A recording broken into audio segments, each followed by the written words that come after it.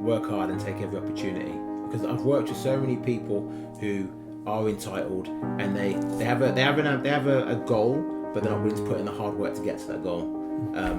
But for me, like even when I moved to the UK from OK magazine, I was there for the role that they'd given me, but I was saying to other presenters, can I come on your show and talk about politics? Can I come on your show and talk about entertainment and showbiz? And the presenters, whether it was Kevin O'Sullivan or Jeremy Kyle or Rob Rinder, they were like, yeah, sure, come on, we'll give you 10 minutes. You've always got to be looking to improve your skill set and improve your network.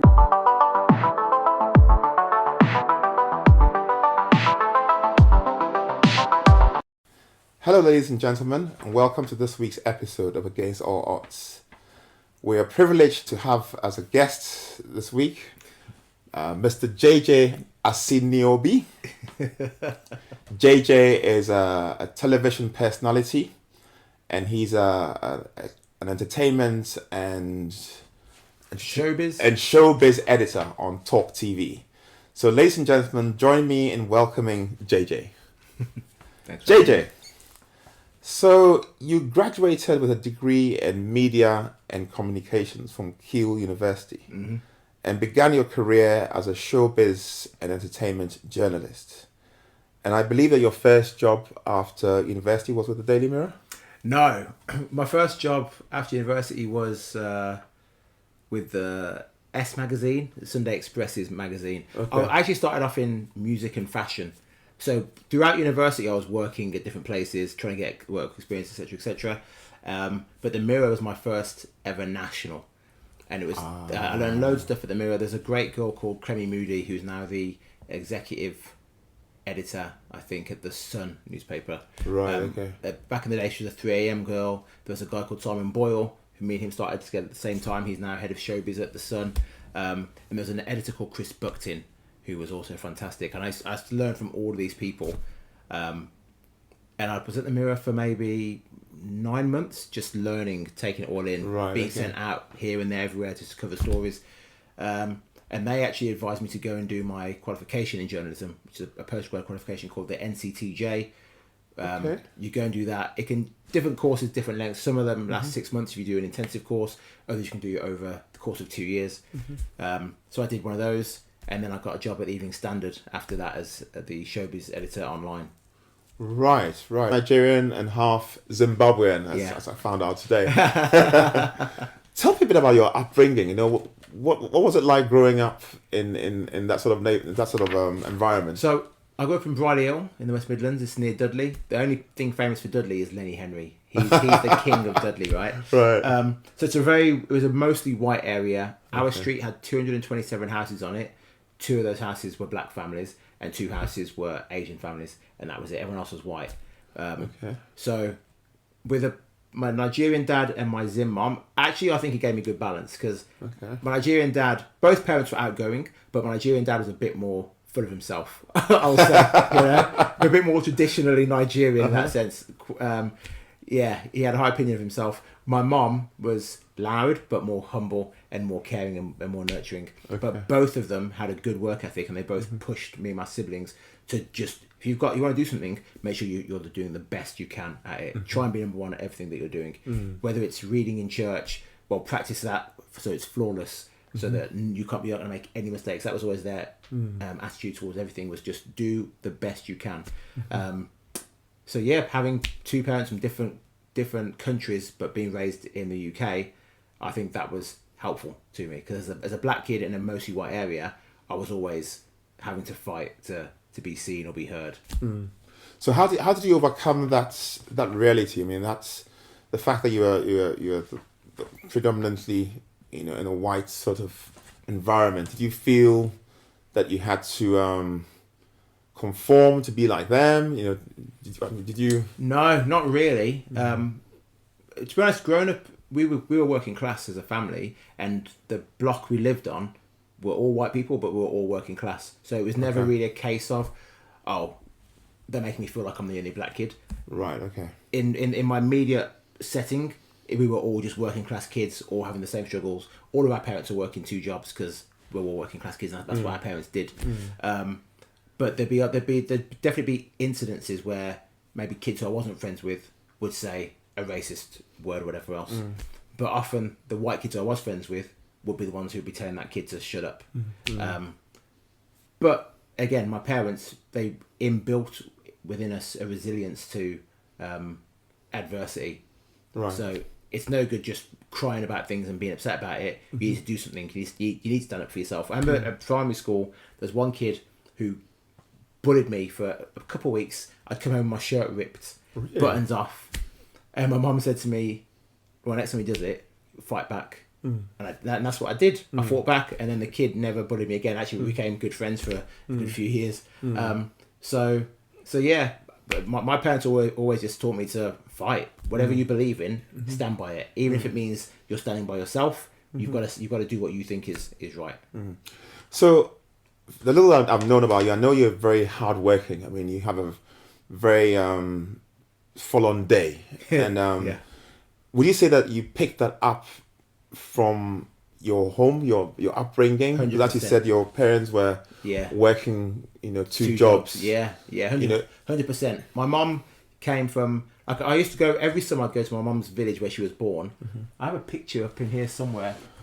This picture here, as you can see. So there's a cow. Right. That's essentially the mud hut with the straw roof that she lived in. Okay. That's where she was born and raised. Okay. There's no electricity out there. It was the proper village. We had to walk 20-30 minutes to get to the well to get water. To go to township where there was like a bar, a couple of grocery stores. That was a 2-hour walk. So my mum, when she was growing up in Zim, well, it was Rhodesia then, but when she grew up, it was a 2-hour walk to school. So, really? Yeah, 2-hour walk to school. So for me, going there every summer and experiencing that, it's like that is a struggle. But my life, much easier than my mum had it. But it was seeing my mum working so hard to make a better future for her kids. Of course, my work ethic was going to be influenced by that. So yeah, it's like, as long as I'm alive and I can keep on working, I will keep on working. So what made you decide to pursue a career in media and communications? I mean, what did you study at school?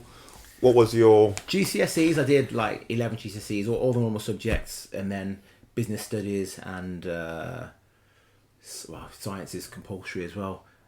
French, I did that as one of the additional ones, and drama. And then in sixth form, I did sports science, biology, law, and another one. Oh, psychology. God, it was so long ago. And then university, I initially went to study Russian and law. When I got to university to Kiel, nobody else had turned up. No one else had accepted their place on the course for Russian. So they cancelled the course on day one. So then I had to change. And then I did law and business. But I was always wanted to write. I was always writing for local papers and trying to get onto local radio stations and stuff.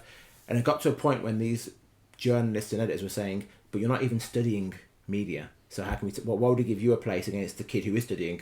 So then I asked my parents I just completed my second year of law and business, and I had to go to my parents and say I want to drop out and start doing media instead.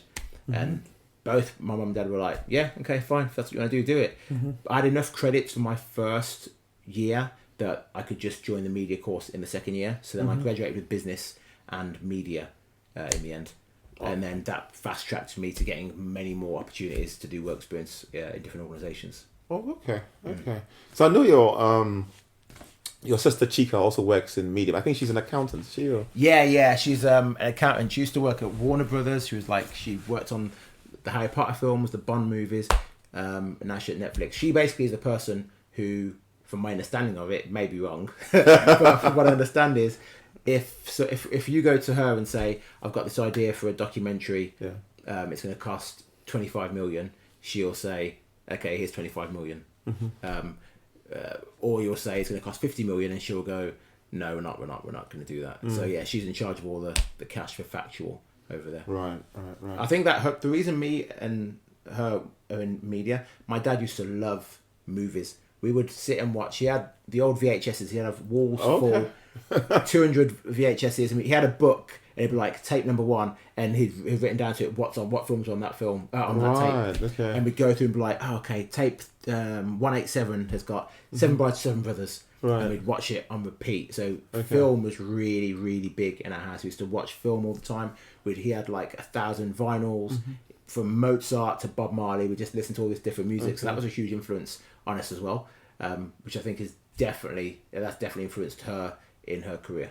Okay, so your role or what the work that you do requires you to sort of think on your feet. I mean, ever since I started this podcast just over a month ago, you know, I didn't really know what it felt like sitting in front of a camera, and I was just thinking ahead of this interview. You know, what must it feel like, you know, when you're on live TV and your every move is like being watched by millions of people? You know, how does it feel? Now, to be honest, it feels normal. I feel more relaxed doing live TV than I do doing a pre-record. Okay. Now, I'm now used to just being live all the time. But when I first started, I was nervous. 2 years ago, when I first started doing consistently live appearances on Talk TV, there's a guy called Kevin O'Sullivan, really good guy, really strong opinions. He's a former journalist. Well, he's still a journalist really, but he's on Talk TV like 4 days a week with his own shows, and he allowed me to go on his show for half an hour every Friday night, 10 till 10:30, and I would talk politics with him for half an hour. Okay. And I'd be saying some things that people disagree with. I said that before the war started in Ukraine, I said that President Putin is just doing what he thinks is best for his country. I think I saw that. And I admire him for that, and I stand by that. I still think he's doing what's best for his country. Yeah. Is he a madman? Yeah, I think he is a madman. And I don't think he should have invaded Ukraine, but he's doing what he thinks is best for him against America and NATO. And off doing those chats with Kevin, it made me become more relaxed, talking in real time and not being edited and just saying what I think. And then the first time I recorded an episode of The Talk, it's actually, that's a year ago soon. It was like April the 2019, something like that. I don't know. But I remember sitting, we had a desk this high in front of us, and I remember sitting underneath, and my hands were shaking. And I was like, and I'd be practicing in my head what I'm going to say. What's your next sentence? Well, I think Boris Johnson's an idiot. And that would be it. But now I'm so used to it, because I'm doing it 4 days a week, basically, as well as doing other TV shows as well. So, yeah, I'm at a point now where live TV, I feel completely fine. No one is ever going to agree with everything I say, and no one ever should. There's no politician in the world, whether it's Barack Obama or Jeremy Corbyn, there's no politician in the world that I think, yes, everything you're saying I completely agree with. So whatever I say, there'll be some people who agree, and there'll be some people who disagree. And it's always people who disagree the most that are the loudest on social media. Right. So in terms of your space, you know, showbiz and entertainment, what do you do to, you know, find out what's going on? Do you meet these people? Do you go to shows? You know, how do you... Well, to be honest, I'm not really in showbiz entertainment anymore. I'm now pretty much just politics, current affairs. But for 18 years of my journalism career, I was just showbiz entertainment. So for that, I'd have been going out to parties 3-4 nights a week, having lunches with people's agents, people's managers, talking to insiders. If I wanted to get a story on Justin Bieber, I can't just go and ask Justin Bieber about it. I'd have to speak to a sound engineer that worked on one of his albums, and he was in the background. No one cares who the person is, but I know the guy, so I can ask him what was he like when he did this song, and who was coming through the studio, what celebrities was he hanging around, blah blah blah blah blah, that kind of thing. But a lot of the times, to be honest, in showbiz, managers and agents would tell me information about other celebrities. You just have to make sure you've got a good enough relationship with them that they trust you, and you're not going to divulge or identify them as your source. But yeah, a lot of the time it would be people telling me stuff who, I mean, actually with Justin Bieber, his manager used to email me and say, oh, he's going to be here at this time, but we're trying to get the story to be more leading towards how he's reformed and he's doing X, Y, and Z. And I'd be like, yeah, sure. And then I'd get the scoop, I'd have the exclusive, and I'd write the story in a positive way because this guy's given me the story, you know. And with Victoria Beckham emailed me once about a story when I was at the Daily Mail. I was working over there, and we'd written a story that wasn't completely accurate. And Victoria Beckham at that time could email me herself and say, this didn't happen, JJ. Can you change it and ask them to do this? And I was like, yeah, sure, done. And that was it. But the higher up you get in showbiz journalism, the easier it is to meet and interact with celebrities, and the more they trust you. So I know your role requires you to talk or have a view on some sensitive issues and have some less than savory conversations as aware. Have you ever had a sort of a reaction from the people that you might have said something about that was probably not very agreeable with them? Never from a celebrity, to be honest. Celebrities are normally pretty cool, and never from politicians. It's normally just their supporters and people who are fans of them that go crazy at me. Like Meghan Markle is a good example. I don't know Meghan Markle. I don't know Prince Harry. I've met Harry a couple of times, but I don't know him. But generally, when I'm talking about them, I'm always having to defend them because the British media is generally against them, and in my opinion, the British media is irrationally angry at them. So I'm generally always defending them. But I could be on a panel with 5 people. Someone will say a joke about Meghan Markle. I will laugh because it's a funny joke. And then I'll get abuse on social media from people, from their fans and followers saying, how dare you laugh at that joke? You're not helping the cause, blah, blah, blah. And it's like, I'm not here to defend or go against anyone. I say what I believe. And if someone says a funny joke about Meghan Markle, if it's funny, I'm going to laugh. I don't care. You can tell me a funny joke about Jesus Christ, our Lord and Saviour. If it's a funny joke, I'm going to laugh at it. So I get abuse from people who I defend, from their fans rather. And equally, if I say something negative about Boris Johnson, I'll get abuse from Boris Johnson's followers. So it's a mixed bag on both sides. But all I can, and I'll go out in the streets. I'll be shopping in Sainsbury's and someone will come up to me and say, thank you for being the voice for black people on TV. And I always say to them, I'm not a voice for black people, I'm only a voice for myself. All I'm saying is what I believe. If that aligns with what you think, then cool. But I'm only ever going to say what I genuinely think. And sometimes that will be things that the black community won't like. Sometimes it'll be things the black community love. But it's only ever going to be what I genuinely think. So how did you get to where you are? I mean, did you ever dream that one day you'd be on TV? No. I'd done the odd bit of TV here and there throughout my career. And then when I was working at OK Magazine, I was the deputy digital director at OK Magazine.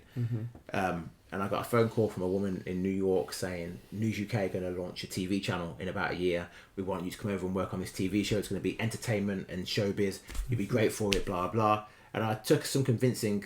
We went back and forth for about 5 weeks. And eventually I was like, okay, I'll come and meet you and chat to you about it. And I met her, we spoke, and then I had to go for an audition for this show. Anyway, I managed to get on the show. So I quit OK Magazine, went to News UK, was working on this TV show. We were doing loads of piloting for it. And eventually, the show got scrapped. We didn't air a single episode, it got scrapped. And the whole vision for the channel changed and everything else. And I said to one of my bosses, I was like, listen, I actually write speeches for politicians in my spare time as like a secondary job. I help them with their newspaper columns. I give them advice on where they should and shouldn't be going, etc., etc. I can be on this show you're pitching called The Talk. And after a few auditions for that, they were like, yeah, okay, you're not too bad. You can come on the show like once a week. Then it was twice a week, then 3 times a week, then 4 times a week. And now I'm like at the moment, touch wood, a permanent fixture on that show. But I never had any ambitions to be on TV. I always thought I'd be a digital or print journalist for my whole career. I thought I'd be retiring at age 65 with not a lot of money in the bank, but lots of bylines, So what does it feel like having to do an audition for a role? What sort of preparation do you have to do? Is it? Well, you know what? Because I was in such a good position at OK Magazine, I wasn't that bothered about moving across. So for the initial auditions to go across for the first show, I was just like, yeah, that's some questions, and I was very laissez-faire about it. I was just like very relaxed, and yeah, this is what I think, this is what I don't think, and this is what I'd say about this. And they were like, okay, yeah, cool, we like that. And then when I auditioned for The Talk, that was more pressure because I really wanted to leave showbiz and move into politics at that point. So that was more pressure. But the team, everyone who works at News UK that I've encountered so far, has been great. The people who make these shows are experienced producers, and they're really good people. And they they're very welcoming. So it feels like even if I'm talking about a difficult subject, it still feels like a safe space to be doing it in. So when you say an audition, it sounds like you're saying to me that it's an interview. Because I'm thinking audition, they give you a role play, and then you have to. So literally, what they did was they would have 5 of us sat in a room, and they'd ask us. They'd say, "Oh, do you think women are equal to men in today's society?" And the 5 of us would discuss it and argue. And then they'd take me out of the room and they'd put somebody else in with that 5, and they just keep mix and matching to see who has chemistry, how does this person react to that person, etc., etc. So that was what the audition was like, basically, over the course of about 2-3 weeks. Okay. Oh, that's long, actually. Yeah. And through all this process, you didn't know whether you had gotten the job or not. Yeah. Yeah. You never know. Do you ever worry about cancel culture? Because essentially what you do is very much requires you to engage with the public, and these days you're well aware of, cancel culture. Does it ever bother you? No, only because I think if you paint yourself as holier than thou and you're like, I'm a good person, I'm a good Christian, I never say anything on blah, blah, blah. When you step out of line slightly, people will try and cancel you. But I'm as bad as everyone else. And my opinions are never going to be, I'm not left, I'm not right. I always say I'm centrist, which some of my friends say is a cop-out. It's like, no, you're not, you can't be on the fence. It's like, well, actually, for some things, my opinions are very right-wing. For other things, my opinions are very left. And as long as I keep on being true to myself in that sense, I don't think anybody can cancel me, because what I'm saying, anyone who's watched me more than 4 or 5 times on TV, they will know that my opinions are based purely on my own experiences. And I'm not going to say anything for clout or say something to be... There's plenty of people who do my job who say things to be controversial. There's plenty of columnists who write crazy headlines about people just to get some controversy and to get the clicks. That ain't going to be me. So I don't think I can get cancelled. I mean, I think I'd have to do something pretty heinous, a heinous act outside of the world of TV to get cancelled. Yeah. So, what motivates you? Money. I thought you just said that jealous thing. No, it's not money. It's not money. Just being happy and being content in my work. What I like about doing TV work now more so than journalism is that it gives me more free time. I don't have to. When I used to work for OK, for example, I'd wake up at 7 a.m. and I'd log on at 7:02, and I'd be working pretty much until about 5 p.m, 6 p.m, and then I'm still checking the website and checking my emails throughout the evening. Whereas with this job, I can kind of make my own diary. I've got set times when I need to do certain tasks, but I've got more freedom to be like, okay, I've got 2 hours free now. I can play with my kid or go do the grocery shopping or whatever. So yeah, my motivation really is that I'm happy and my family are happy. As long as my wife isn't complaining, and as long as my kid is fed and is content, then that's it. That's what I need, really. Yeah, I happened to bump into your wife pretty much by chance on our way for this interview. What sort of supports has she given you? Oh, and how long ago have you been? We've been together for 18 years. Wow. I think it's 18 years. Yeah, we met when she was 18. I was 19. Okay. Oh gosh, actually, it's 20. It'll be 20 years this year. Okay. 20 years in September. So we met in university. So she's been with me since I was when we met. Well, obviously I was a broke student. Yeah. And I used to DJ on campus and stuff. I've never, as long as she's known me, I've never been, oh, this guy's gonna buy me a Rolls Royce or a Maserati. That's never been the case. She's just always been an encouragement and a support. If things are difficult, she's someone I would always go and speak to about everything. And that's same in this job. Sometimes it's difficult going on TV and saying what I think, and then getting home and having 50 notifications on social media of people saying, you're this, you're that, how dare you, go back to your own country, whatever, all that kind of stuff. So she's just a continuous, constant support on everything. And obviously we're married and we've got a kid, so it's like everything we do is done together, essentially. Yeah. So I know you have a quite a busy day. Just talk us through your day. So my 2-year-old wakes up at about 5 to 6 in the morning. So I get up with him. I take care of him in the mornings. We'll come in here, read some books. He gets about 20 minutes of TV. Then he brush his teeth, wash his face, get him dressed. wake up his mum so he can say goodbye to his mum. Then we walk to nursery. Our nursery's like 8 minutes away, so it's good. Nice little walk. Then I come back and I go through the papers. Telegraph, the Times, the Sun, the Mirror, the Daily Star. I'll go online, look at American politics. I'll look at some European politics articles, the Spectator magazine, stuff like that. See what the people are saying, what's happening in the world. That's about 2.5, 3 hours of like skimming through things. Then about 1 p.m, 2 p.m, I'll get sent my topics for the TV show for that evening. I'll go through those topics, send them back my opinions on on the topics, so that they know like how the arguments are going to develop. And then I'll try and go to the gym after that for like an hour or so. Of course, I've got chores to do in the house, laundry, washing dishes. Then we pick up the kid from nursery at about 5 o'clock. And then when we get home from nursery, that's maybe 5:30. I don't have my phone on at that point because I have to leave for work at 7. So for the hour and a half, it's just fully focused on the kid. Okay. We mess around in here, play around. I feed him his dinner, and then I go and I check out. And then my wife for her, she's got to do his bath time by herself. Yeah. She's got to do his bedtime. Yeah. And my kid's a rascal, so he's in bed by 7:30. Right. But he's not really in bed till 9 p.m. because every 10 minutes he's opening the door and he's he's getting bigger, so he's now trying to climb over the barriers and stuff. Yeah, he's a little maniac.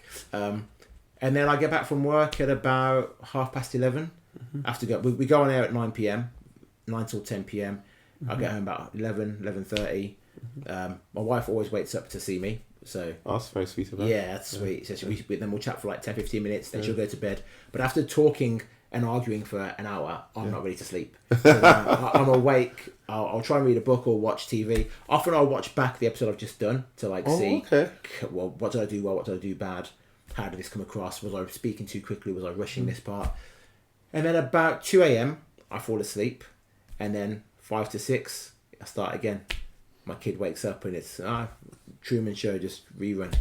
Yeah. Wow. So what do you do to unwind then? Because today seems... On a weekend, on a Saturday morning, I'll go and play football for 2 hours in Stratford at the Bobby Moore Stadium. Sundays, that's in the morning. The rest of the day we'll spend with my son. He likes going on trains, so that's nice and easy. We just go on the overground. We'll go in one direction for half an hour, then back in another direction. There's loads of great stuff around in this area. Like there's Columbia Road Flower Market. There's another street market where they do really good bakery goods. So yeah, we just find stuff to do. There's an exhibition in Silvertown at the moment called Beams, which is amazing. You've got to check it out. It's really, really good. So for relaxation, I play sport and I hang out with my wife and kid. Weekends basically are the only time when the three of us are together completely. Obviously during the week we're segmented between it being mostly me in the morning and then her in the evenings. But weekends, that's what we do. Although having said that, we're very relaxed this weekend because my kid has gone to his grandma's house. Oh, so okay. It's perfect. A chill. Us time, I guess. Yeah. Have you had any mentors that have helped you along your way? Yes, several. There's a woman called Donna McConnell. She was showbiz editor for the Daily Mail. She basically created the Daily Mail's showbiz sidebar of shame. She propelled that from being a nothing website to being the most read website in the world. She was a massive influence for me. And another guy called Tokes, he set up an academy called Catch-22 Academy, which took people from tough, poor backgrounds, black, white, whatever, and got them a foot into the door in journalism. Because essentially, for me, I couldn't do work experience all the time because you don't get paid for it. I'm not from London, so I've got to find money to pay for a hotel or a hostel or whatever, and then work for free for 6 months. Not possible. So he made this graduate program that allowed us to... It's next door. He did a graduate program that allowed us to... He got us into the buildings. He got me into Daily Mirror. He got me into... it wasn't Heat Magazine, but those he worked with Heat Magazine, Close Magazine, local newspapers, GQ, Esquire Magazine. He was able to get all his students into those places, but just for internships. And he would pay for our travel. He'd reimburse us that way, and we'd then have to go to school and learn about editing and writing skills. And we were taught by actual real life journalists who are still journalists now. That was a massive help. So, and he's still a mentor. He was at my wedding. I went to his wedding. I could call him up.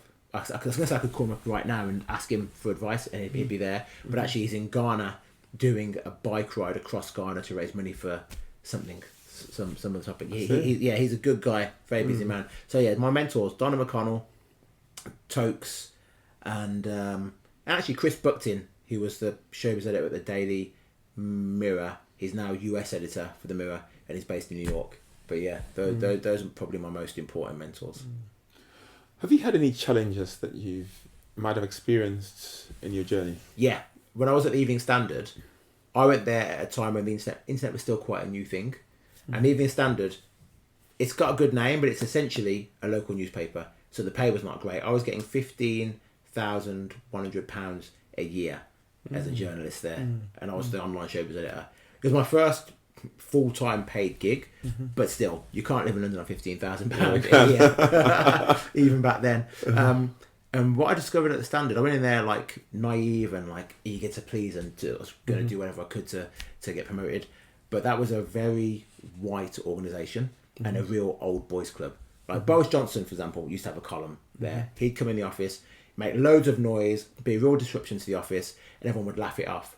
I'm the kind of person who is loud naturally. Someone tells me a joke, I'm going to laugh loud about it. People would say, you're being too loud. Can you keep the noise down? I'm trying to work here. Oh, so when I laugh loud, it's bad. But when Boris Johnson comes in and is shouting across the office, that's acceptable. So there's one. I was doing showbiz online, and the stuff I had to write about was just basically to get traffic in. So I'd write about reality TV shows. There was no Love Island then. It was Towie was the big one. That was a new one. I'd write about Justin Bieber quite a bit, but the artsy people who worked on the newspaper said that it was degrading and it was bringing down the reputation of the paper. I should be writing about the ballet and about the opera and those kind of Sir John Gielgud, those kind of actors. And I said to them, that's not going to go well online because your kind of people you're talking about aren't going to go here for that digitally. That content, And it's like the paper at the time was doing about 100,000, 80,000 copies a day. But one of my stories alone might be getting 500,000 people reading it. So that's what and I'd say that to them, but they weren't having it. So they'd go to the big boss of the paper and be like, we don't like this guy, you should get rid of him, blah, blah. So that was a real challenge. And I probably was close to quitting journalism at that point until I met Donna McConnell. And it was odd. So the Standard was on the second floor and the Daily Mail was on the third floor in the same building. So I met Donna at some party, we'd seen each other in the building, so she was like, I can give you some shifts at the Mail, try you out. So I would work 8 a.m. to 5 p.m. at the Standard, and then I would go into the corridor, change my shirt, go upstairs, and start working at the Daily Mail online from 5:05 until 1 a.m. Yeah, wow. So I did that 3 days a week. I was at the Standard 5 days a week, but I do that double shift 3 days a week, and I was just burning out.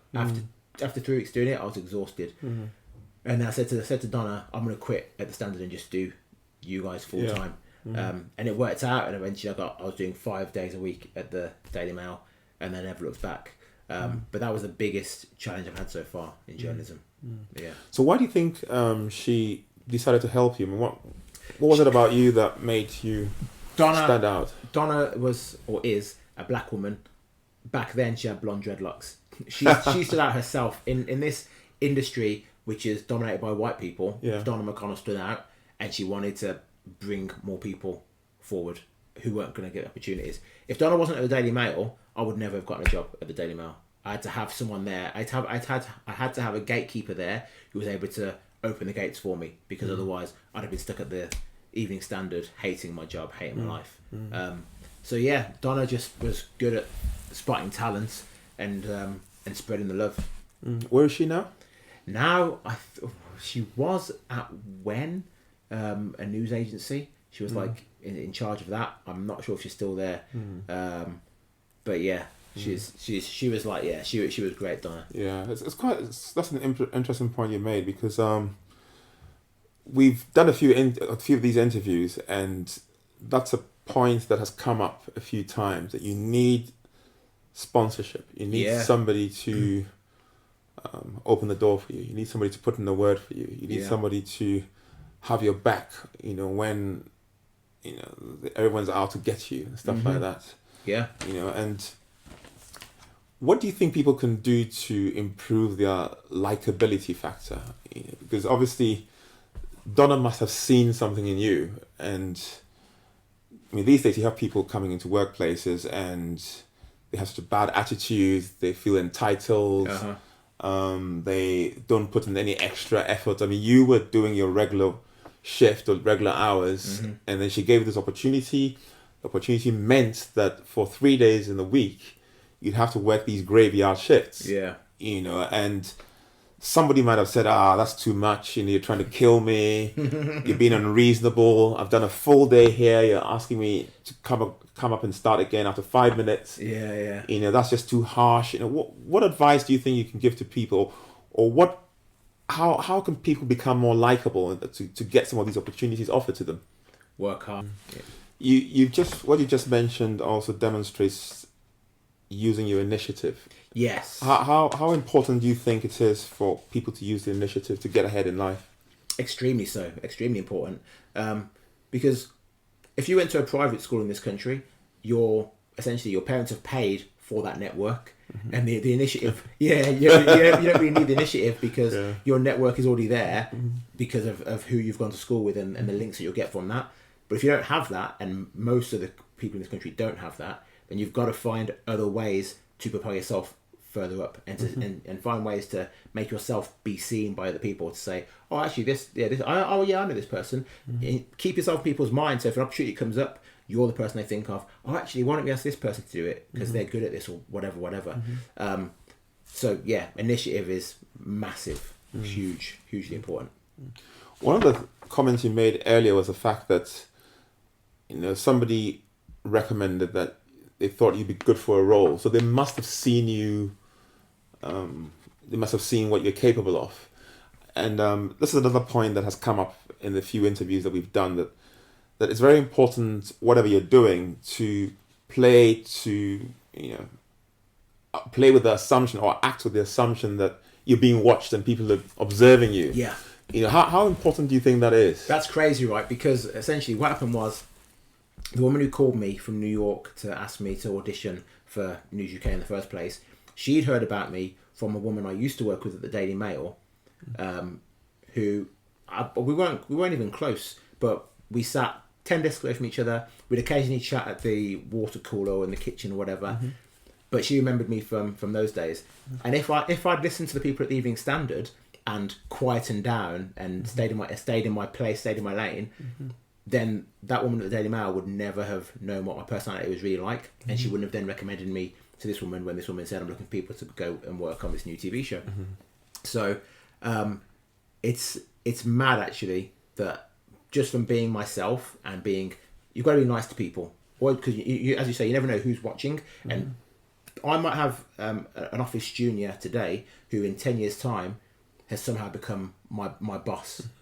You've got to be nice to everyone, because you don't know where people are going to end up. I've had bosses in the past who I couldn't stand because they were mean, they were rude, and then they've messaged me about job opportunities in buildings that I'm working in, and I've said to the person hiring, do not hire this person. Their attitude is horrible, blah blah blah. So yeah, you've got to be nice, and I don't mean be fake. If you're a mean person, then sure, keep on being mean, but be nice to everyone, whether it's the janitor, whether it's a security guard, whether it's a new journalist or a new worker, whatever it is. Encourage people and be nice, because I do believe it. What goes around comes around in that sense. So JJ, how do you define success? Because for some people, success is how far away they can move from people, and there's a big house and somewhere in the countryside somewhere. But you're very relatable. You come across as someone who's very relatable, somebody who's very grounded. Somebody who hasn't let their success get to their head. I mean, how have you been able to manage this? My wife and my sisters. and my friends, my best friends are like my brothers.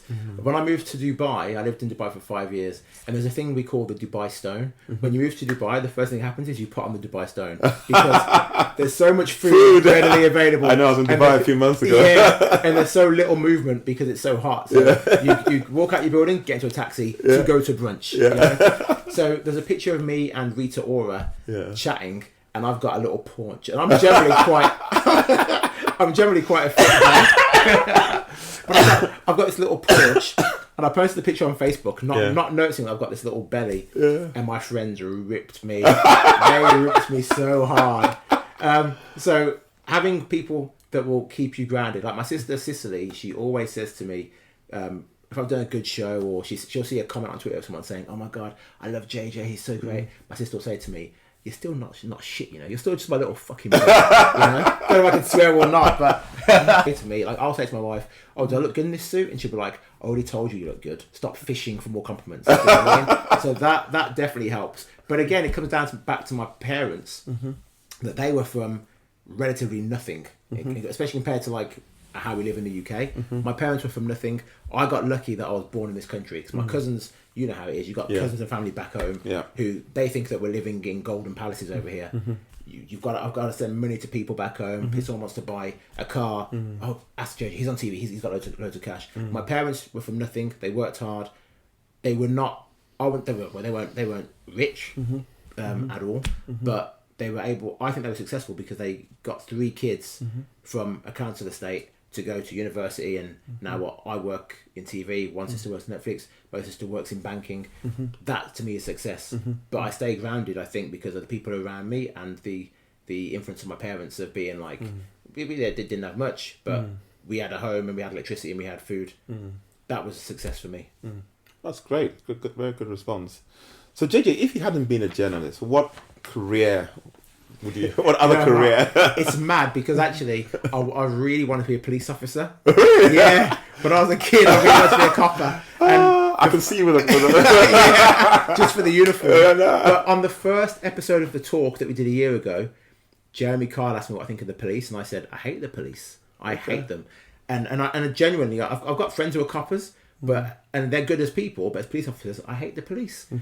And it's weird that when I was a kid, I used to look up to the police and think, God, yeah, they're protecting our neighbourhoods. They're great. I want to be a copper. So I would either have probably gone to be a copper or join the army, which again, the army recruits people mostly from low socioeconomic backgrounds. And I was completely sucked in by it. I was like, yeah, I get to see the world.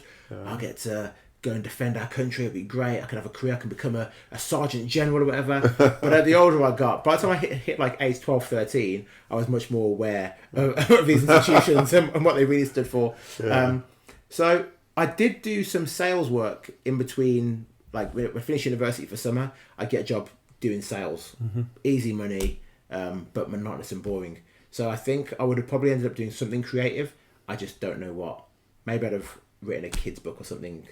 I'd have probably written Harry Potter and become a multi-millionaire. You know.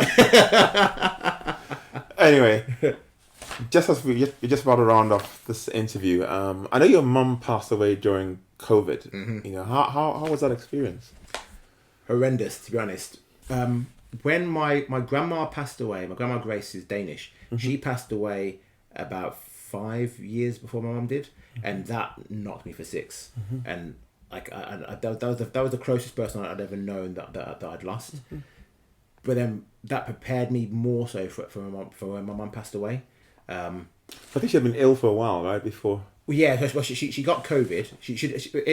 She had a stroke when she was like 55 or something. Okay. And she was a midwife before that. Yeah. And that ended her midwifery career. And then she got back to as well as she was going to be. She lived a good life. Me and my sisters kept her stress free. She didn't have to worry for anything. Was she still in the Midlands? Yeah. She's still living in Dudley, same house that we grew up in. And then she went into hospital to have a second knee replacement. Had the replacement, but apparently the surgery was so stressful on the body that then she had another stroke. So me and my sisters pulled our money together, put her in a specialist private healthcare thing, and they nursed her back basically to where she was previously. And that took months, 7-8 months of that, but it was fantastic. Then when she got COVID, that was it. She got COVID and then she died within 2 weeks of having it. And as I say, she was a massive influence on me. This bracelet that I'm wearing is my mum's bracelet. And it's nothing special. It's copper. You can even see some of the red starting to come through on it. But I wear it because it makes me feel like mom's still here. Every time I'm on TV, I'm wearing it. I've got her nursing badges on some of my suits. I've got like 3 of her nursing badges. they're on my suits. I wear them. I fight for the NHS. I fight for the nurses' strikes because I know that's what my mom would have wanted. That's what she'd have done. So yeah, lose. So was this during the time when you couldn't be with people as they passed, or was this? Yeah, no, you weren't allowed to. So she was admitted to hospital, and then they said we're going to put her in a coma to try and help her fight it faster. And then I got a phone call at about 6 p.m. saying that she's her organs are shutting down. She's probably got a couple of hours to live. I raced, got my car, just burned it to Birmingham. I was probably 25 minutes from Birmingham, and my sister called and said she's gone. So my sister Cicely was the last person to see her, and she was with her when she passed. So and because of COVID, we couldn't have a proper funeral, so we had to. My mum was so popular, massively popular person, but we had to only invite 10 people to the funeral. So 2 weeks ago, April the 1st, we ended up having a Thanksgiving mass for her and celebration afterwards. So we had 250 people at church, and then another 150 people coming to the reception afterwards. People she'd worked with, former nurses, midwives, kids who she'd delivered who are now 34, 35 years old. They came with their kids and stuff. The place was full. So yeah, but COVID was a terrible time, and we lost so many people. So when you have people like Boris Johnson then who were partying and breaking the rules that they had, if it was up to me, I would have charged into hospital and sat with my mum for the remainder of her life. But because the hospital if I'd tried that, the hospital would have said, get the security guards, get this guy out. Meanwhile, Boris Johnson was doing that, partying, drinking, and the guy even got COVID himself and still didn't take it seriously enough.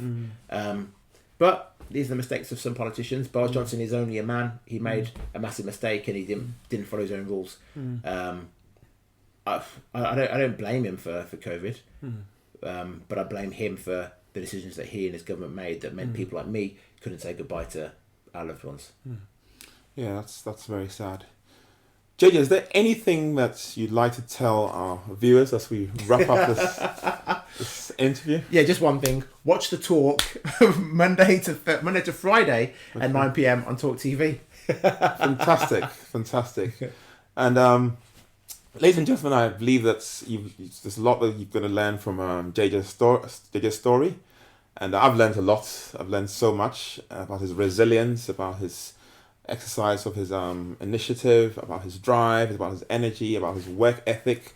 And these are all things that I believe will help us to advance our careers. So JJ, thank you very much for your time. Thanks for interviewing me. It's been very enjoyable.